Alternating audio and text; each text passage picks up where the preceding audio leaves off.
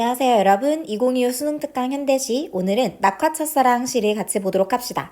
자 1년부터 볼게요. 자 그대가 아찔한 절벽 끝에서 우리 여기에서 그대는요 바로 떨어지는 꽃을 의미할 겁니다. 자 그러면 이 떨어지는 꽃은 바로 화자가 첫사랑과 이별을 했어요. 그 첫사랑과 이별한 것을 낙화에다가 비유하고 있는 거거든요. 그래서 이 떨어지는 꽃에다가 비유하고 있는 겁니다.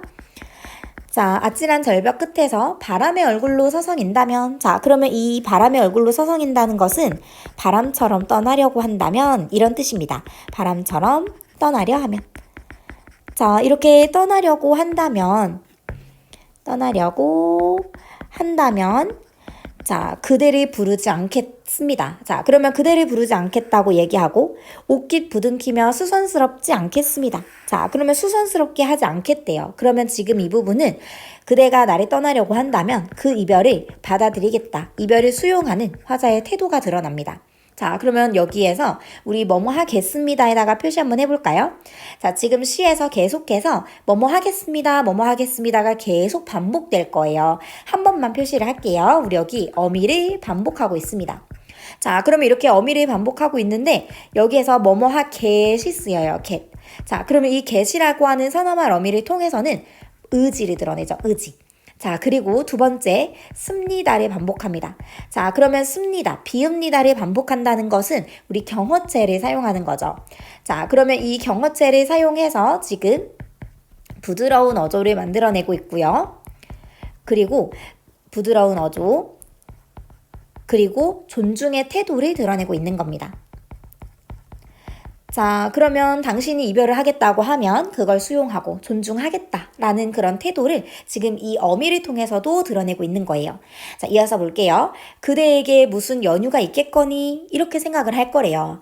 내 사랑의 몫으로. 그러면 내 사랑에 내가 해야 할 일로 자기는 그대의 뒷모습을 마지막 순간까지 지켜보겠습니다. 라고 이야기를 하고 있습니다.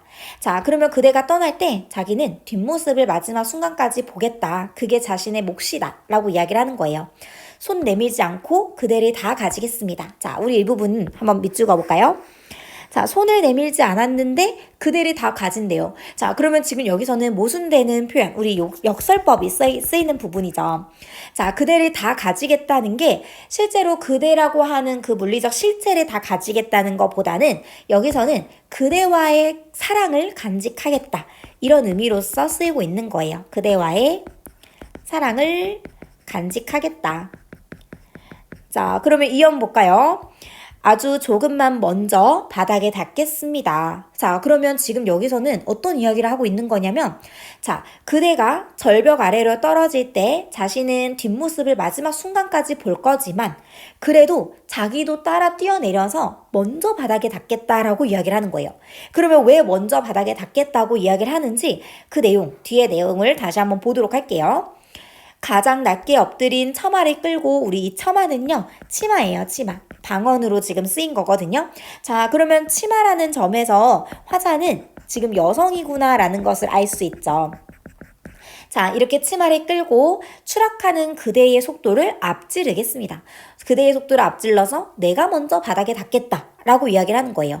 왜일까요? 한번 볼게요. 자, 내 생을 사랑하지 않고는 다른 생을 사랑할 수 없음을 늦게 알았습니다. 자, 그러면 지금 이 부분은요, 여러분, 화자의 깨달음이 드러나는 부분이에요. 옆에다가 정리해 볼게요. 화자의 깨달음. 자, 지금 화자는 어떤 깨달음을 얻은 거냐면, 나를 먼저 사랑해야 다른 사람을 사랑할 수도 있다 라는 깨달음을 얻은 거예요. 한번 정리를 해볼까요? 나를 사랑할 줄 알아야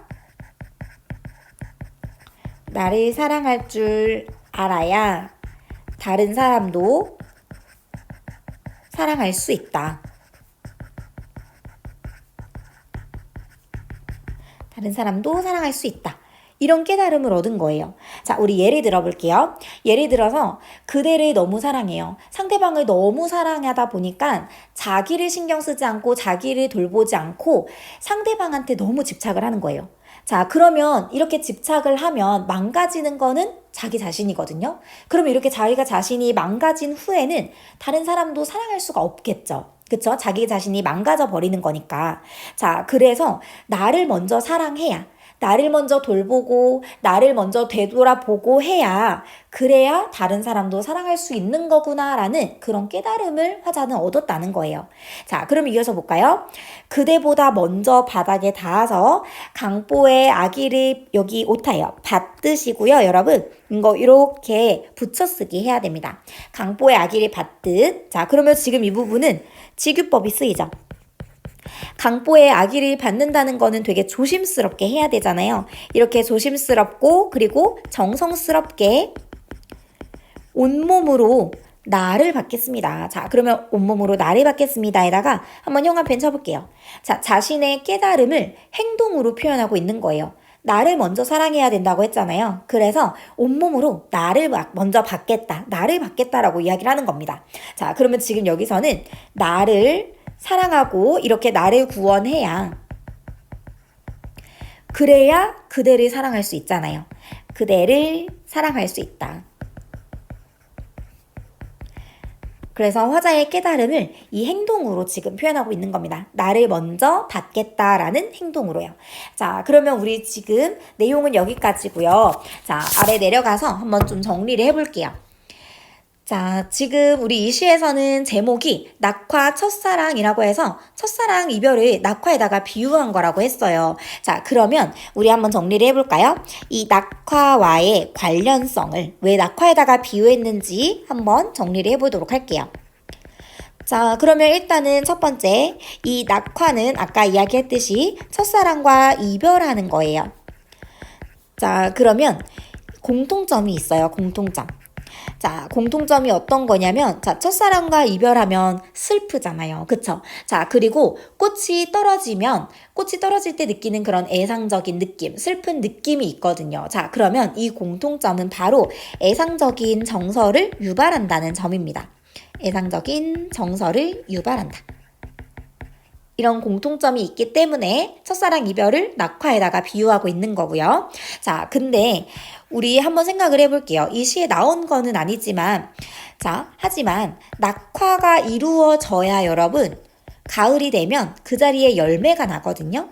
자, 그러면 이 말은 우리 첫사랑으로 대입을 해보자면, 첫사랑과 한번 이별을 해보아야 상대방이 싫어하는 거를 하지 않고, 그리고 상대방이 좋아하는 건 어떤 걸까? 이런 것들을 또 배워가잖아요. 그쵸? 자, 그리고 이별 후에 자신의 삶을 어떻게 살아야 되는지 이런 것들도 더 생각하게 되잖아요. 그러면 정신적으로 성숙해지는 겁니다. 그러면 이렇게 첫사랑 이별 후에 이렇게 정신적으로 성숙해지는 것을 지금 낙화 후에 열매가 맺히는 거와 비슷하다라고 볼 수 있어요.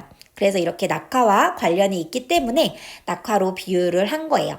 자, 그러면 우리 시는 여기까지 볼 거고요. 우리 다음 시에서 또 보도록 합시다.